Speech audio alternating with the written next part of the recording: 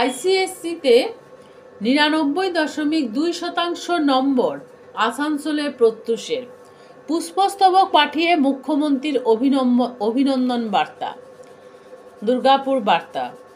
আসানসোলের প্রত্যুষ রায় মিশ্র 2025 আইসিএসসিতে 99.2% নম্বর পেয়েছে।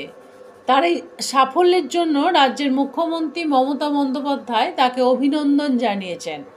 আসানসোলের সেন্ট প্যাট্রিক স্কুলের ছাত্র প্রত্যুষ রায় মিশ্র 2025 সালের আইসিএসসি বোর্ড পরীক্ষায় 99.2% নম্বর পেয়ে দুর্দান্ত ফল করেছে।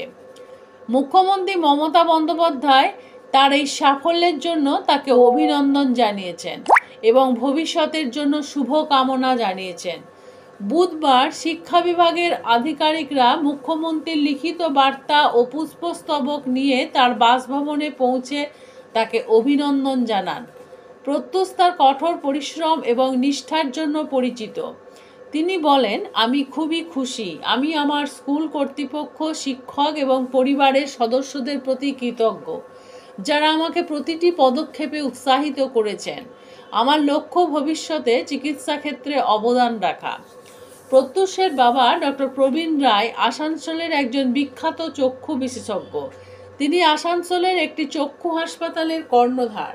ছেলের কৃতিত্বে গর্ব প্রকাশ করে ডক্টর প্রবীণ রায় বলেন, প্রত্যুষের কঠোর পরিশ্রম এবং শৃঙ্খলা প্রমাণ করেছে যে সঠিক লক্ষ্যে যাওয়ার চেষ্টা কখনো বৃথা যায় না।